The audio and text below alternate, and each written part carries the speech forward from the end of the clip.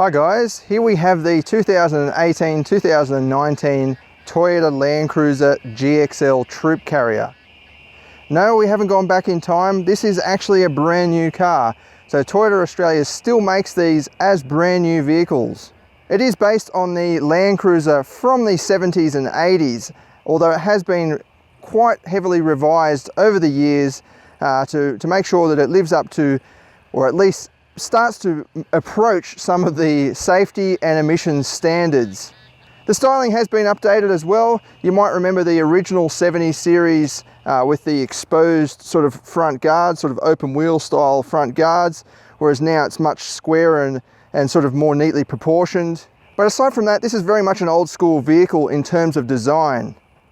So you've got very flat panels, very few sort of dynamic and futuristic design trimmings. I mean, check out this front bumper bar. It's so thick and solid, you can actually stand on it. The bonnet is quite new. It's got this big scoop for the intercooler system, which sits right on top of the engine and gives it this sort of muscular bulge. The latest model also comes with a standard snorkel. This is the GXL variant, which is the sort of top of the range. There's only two variants. There's Workmate and GXL, and you can get it in various body styles. So there's the Troop Carrier, which is this, classed as a 78 series. There's also the Wagon, which we reviewed a couple of years ago, which is called the 76 series. Then there's also the pickup ute style versions called the 79 series, and you can get that in single cab and dual cab form. Unlike the other body styles, the Troop Carrier in GXL form comes with steel wheels. So these were introduced a couple of years ago. They're 16 inch by 6 inches wide. And they replaced the old split rim style rims. You may have noticed they are quite narrow. This is because they are generally regarded, narrow tyres are generally regarded as more heavy duty. They're just 225 wide, but check out the size of that profile. So that not only provides plenty of give, a bit of comfort on the road, but also you can let the tyres down and really let them wrap around rocks and so on. Or if you're on the sand, give you some grip on the loose sand.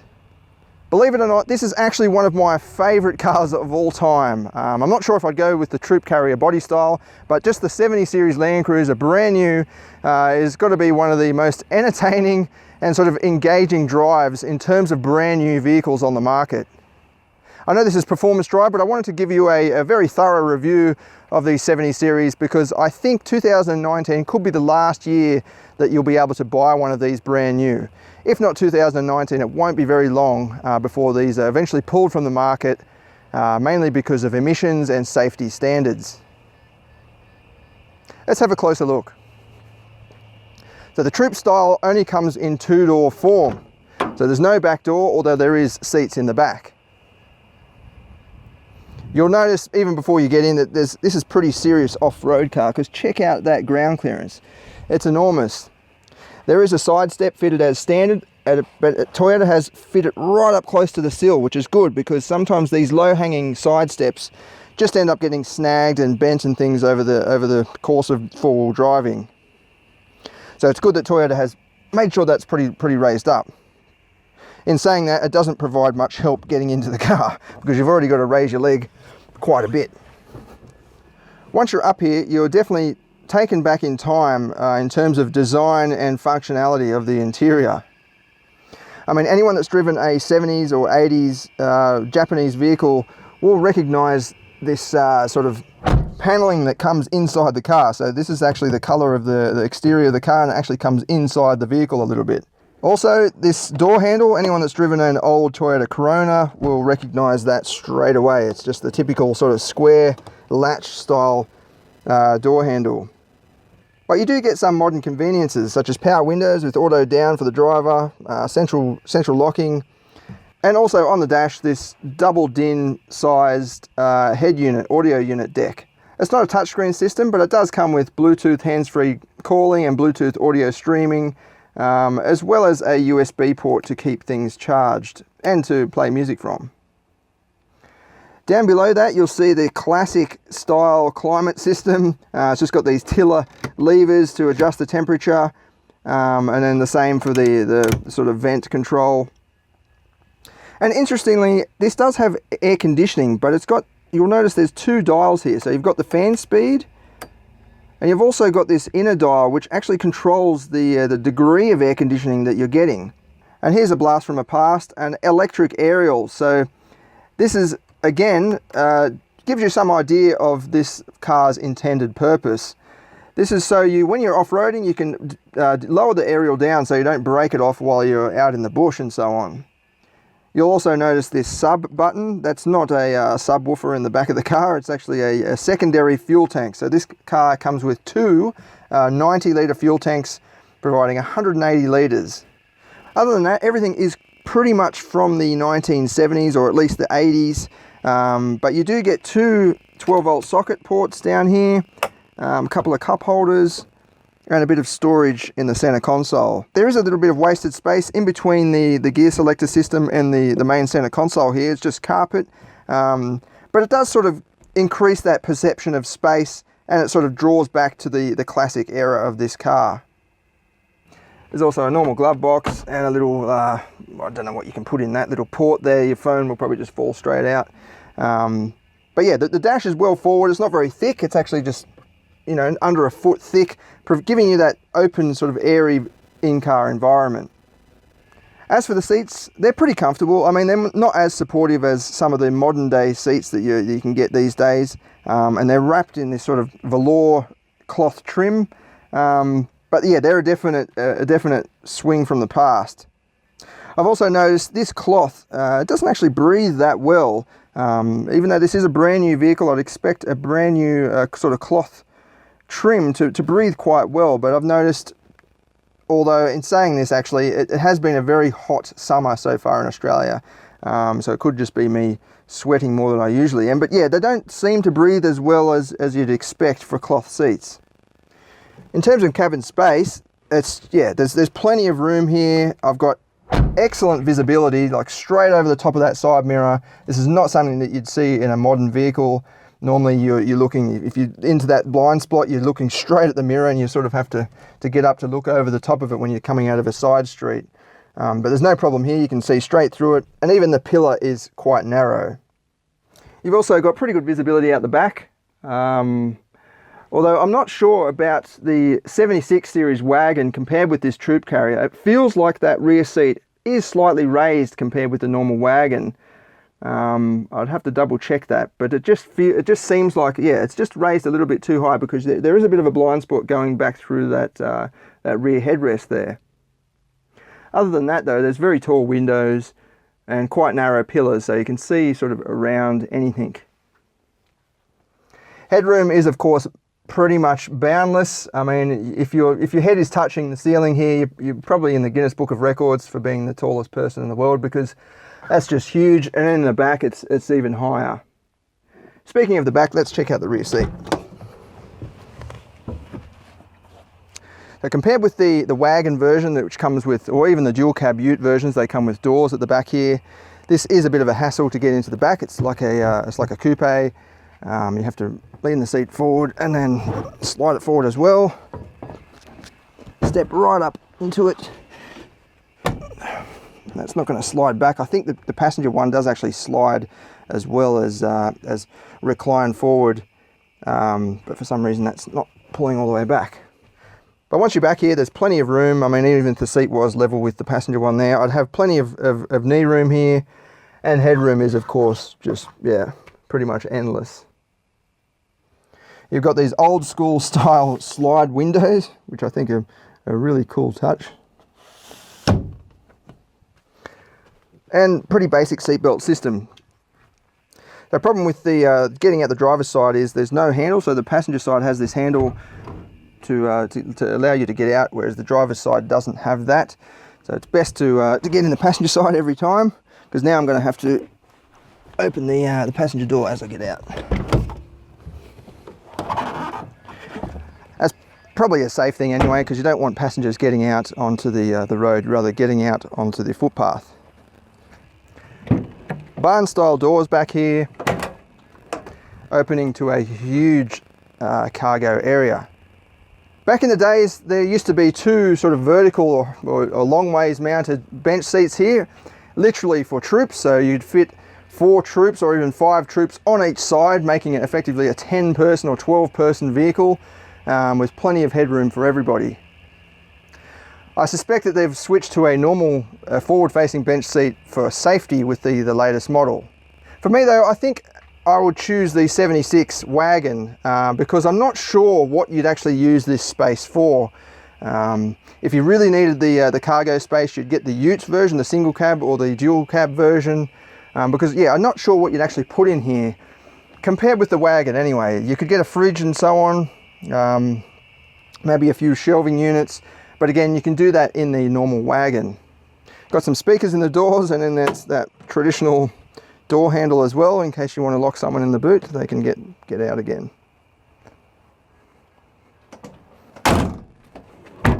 Let's take it for a drive and see how it goes. We're here at Penrose State Forest in New South Wales. None of the trails here are going to be a challenge for this car at all. I think though that this is sort of the condition where a buyer of this style of vehicle is going to spend most of its time. A lot of the rural fire services use these troop carriers, especially the troop carriers, and they're spending a lot of their time on tracks like this. So they're pretty rugged, but they're not too difficult. Well, I say not too difficult, I mean for a vehicle like this. For an average crossover or a SUV, it can be pretty tough going.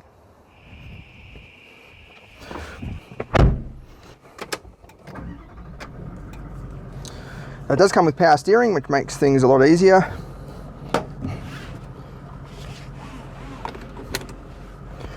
And what you're hearing there is a 4.5 litre turbo diesel V8. So this is a very similar engine to the 4.5 litre twin turbo diesel in the 200 series LandCruiser.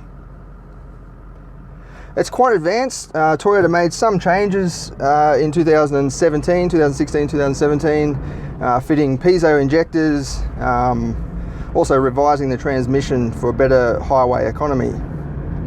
So I think it's the fifth gear and the second gear ratio is extended or a bit taller, so it cruises with the lower revs.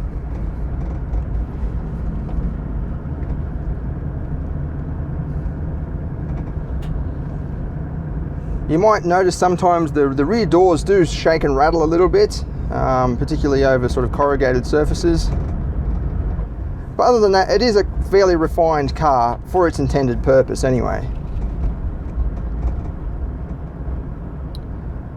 I'm not hugely keen on the engine sound. It's very rough and heavy duty, and I suspect that Toyota has purposely undertuned this engine. It produces 151 kilowatts and 430 newton meters, which these figures aren't exactly impressive by today's standards, especially for a 4.5 litre engine.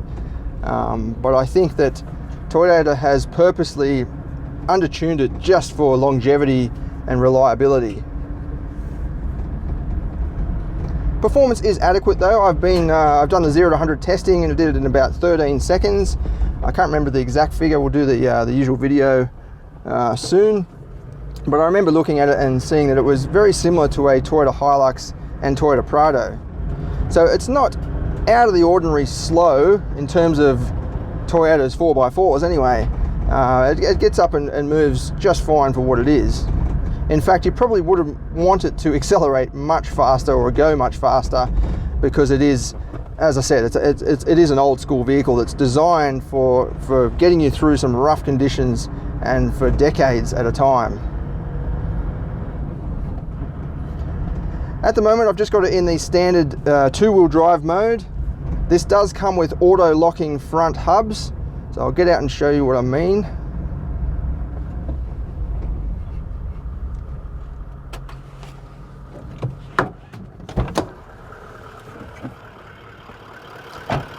The old school LandCruisers, old school 4x4 enthusiasts will remember when you had to manually lock the front hubs.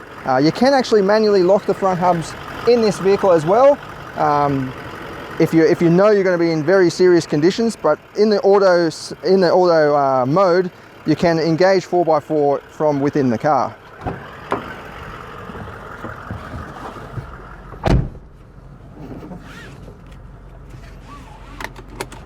To engage four-wheel drive, it's simply a gear change. So clutch in and you just pull this lever down one slot. You'll notice a little light on the dash there. Not sure if you can see that, but it's just saying four-wheel drive has been engaged. You can actually drive in this mode as much as you like. You can drive it out on the highway if you really want to, although it's not really advised. But yeah, you're getting the normal 5-speed gear ratios. When you put it into low range, which requires it pulling the lever up and then down, you'll notice the stability control has been turned, or the traction control has been turned off.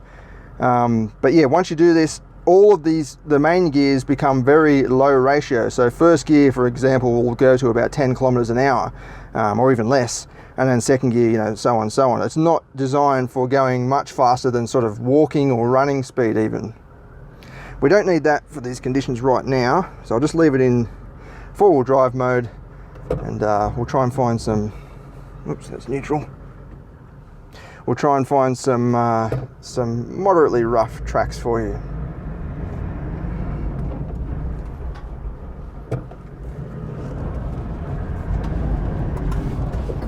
So four-wheel drive is actually a good mode to have, even just pulling out of little intersections like that where it's very loose gravel. Otherwise it might spin the rear wheels.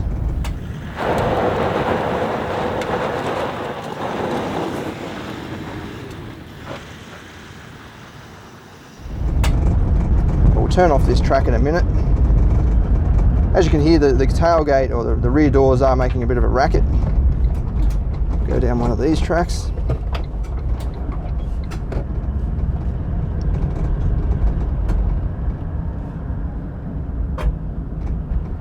Those tall tyres do actually provide a decent amount of road comfort. I remember driving the GXL, the Ute, and the wagon, the 76 wagon, that has the alloy wheels with slightly lower profile tyres. And yeah, this is more comfortable, especially over corrugations. It doesn't seem to judder as much over constant corrugations, whereas the alloy wheel style with the lower profile tyres does tend to bounce just that little bit more. Is a little bit overgrown through here.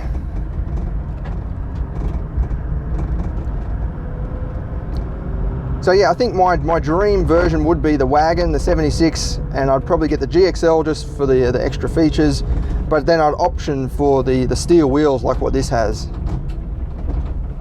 So here's a bit of a rocky section. There's nothing that this car can't do. Go down here. The turning circle is very big in this car, so it's 13.6 meters, which does present a few problems if you're driving in the city or in a tight car park. But not only that, even if you're out in the bush and you're in a very technical track, sometimes you need that sort of tighter maneuverability to get you through. It's worth mentioning that the Ute versions, the dual cab and the single cab, are extended even further than that, 14.4 meters the turning circle, so it can present a bit of a problem.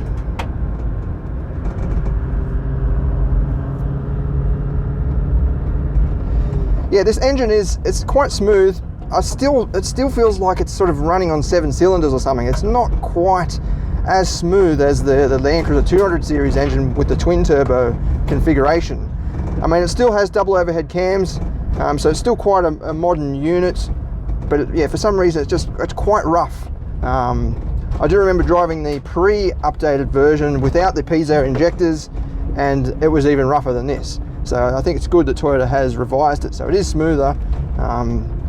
But this could be because I'm just used to driving newer cars. If you drove this for a couple of weeks or something like that, you wouldn't even know the difference and you wouldn't have really any complaints. Up high in the revs, it seems to be a bit, it seems to smoothen out a bit. But yeah, none of these conditions are a challenge for this car. It's just making total mincemeat of everywhere I'm going without any problems whatsoever.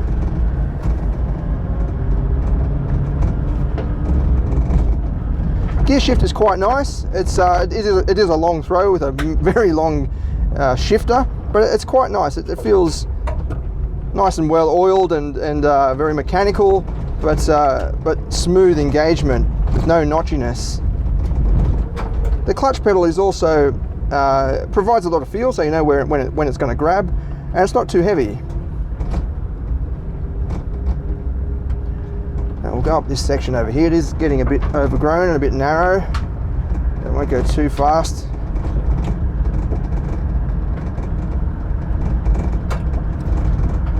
I'm actually a little bit worried about getting out of the car because, as I said, this is the middle of summer.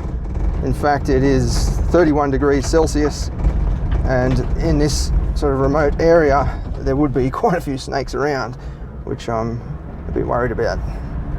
So this is a bit rougher. You wouldn't be able to get your average crossover up here, certainly not through this section.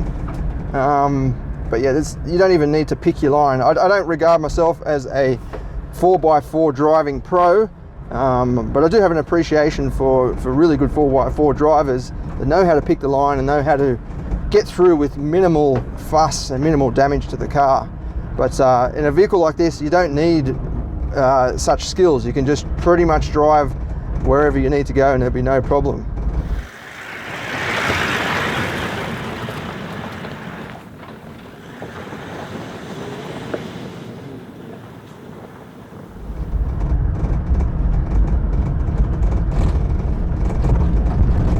You can engage this car does come with a rear diff lock and a front diff lock, just on the side here.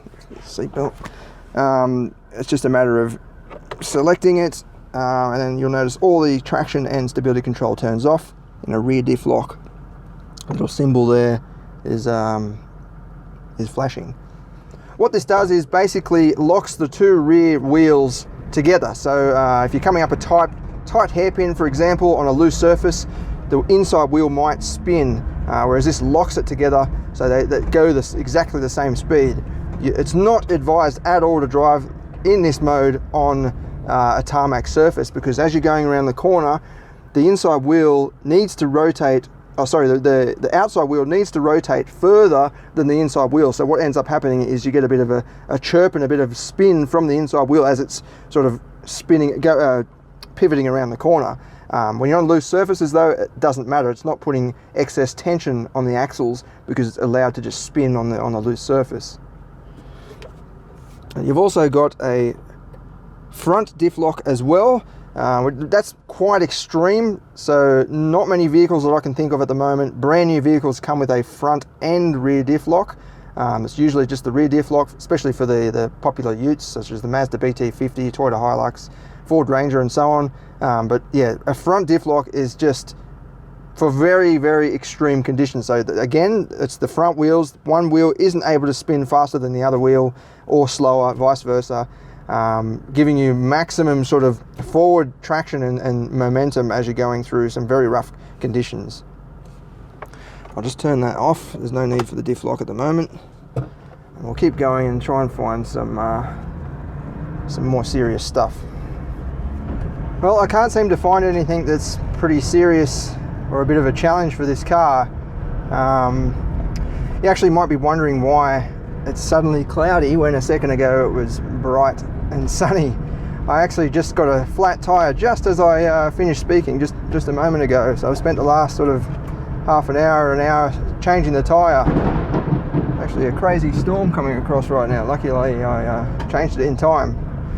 But yeah, Toyota, if you're watching, please provide a taller jack because I had to chock up the wheel a bit so I could fit the jack underneath there to give it enough leverage to lift the wheel off the ground. But anyway, we'll go hit the highway and I'll show you a bit of the sort of highway cruising comfort of the 78 series LandCruiser. I spoke a bit about the straight line performance before, so it's similar to a Toyota Hilux that we've timed, but I'll show you where a bit more performance would come in handy. So if you're pulling out onto a freeway like this, it's a 100 km/h zone or 110 km/h zone, you need to be able to get up to speed pretty quickly to be safe anyway. I'm actually lucky I changed that tyre in time because there's a huge storm brewing right behind me. Okay, so I think we can pull out now. Some guy's going to try and beat me to it for some reason. I'll give it the full beans. First gear is very short because of that off-road ruggedness, but then the rest of the gears are not too bad. So fourth gear, I'm going 100 km/h. Fifth gear, 2,000 RPM, just over 100 kilometers an hour, which is not too bad. I remember the previous, or the version before the update, 100 kilometers an hour required about 2,500 from memory. So being much lower than that, 2,000 RPM, it cruises just fine, really does. The engine also is perfect harmony at the moment. It seems to just be humming along, not too loose and rattly like a typical diesel, low down in the rev range, but at the same time it's not too, doesn't seem like it's stressed.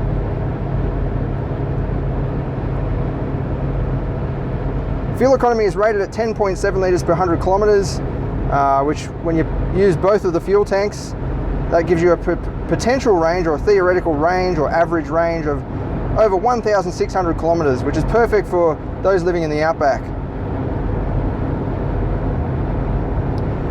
Wind noise is not too bad. I mean, you've got a bit coming around the snorkel there, and the mirrors probably produce a bit of roar just because of the size of them.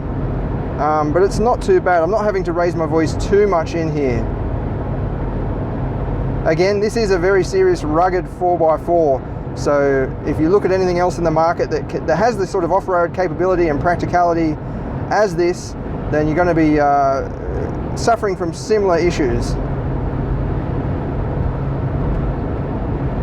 You'll notice out on the highway that the steering has got a bit of a loose section right on center, so you've got a bit of play there. I think, could be wrong in saying this, but I think that might be due to a number of things, such as the big tall tires. But Toyota may have engineered that in there on purpose, because when you're off-roading, you don't want the steering wheel to be really touchy and sensitive. So if you hit a rut or a little bump or something like that, the steering wheel can throw very quickly. That's why they suggest to put your thumbs out all the time, because the steering wheel has to rotate very quickly. It can dislocate your thumb or break your thumb as the spokes go around. It does mean it's a bit busy on the highway. You have to sort of take that into consideration. So if you're turning slightly this way, like at this bend right here, and then you need to change lanes, you have to account for the fact that you're going to be turning a certain amount of degrees before anything will actually happen to change lanes. It's not a major issue. You soon get very used to it. In fact, I got out of this car and got into another new vehicle, and the steering was suddenly very sensitive, very touchy. So I had to actually get used to that again. But overall, this is, as I said, this is one of my favorite cars that are on the market at the moment. It's just so engaging. It makes you feel like you're driving the car. Like some of the new cars are on the market at the moment. You sit in this little bubble, and you sometimes forget that you're in a metal object hurtling along the road at whatever kilometers an hour. It becomes a bit desensitized to what you're actually doing. Whereas this, you definitely feel like you're driving along in a box at 100 kilometers an hour. It's that's not to say it's uncomfortable. It just, for me, it's engaging. It makes me feel like I'm a part of the scenario. Anyway, I'll be putting together a more in-depth review on the website, and I'll go over a few of the technical details, such as the ground clearance and all that, and I'll talk a bit more about the serious off-road performance as well. In the meantime, thanks for watching.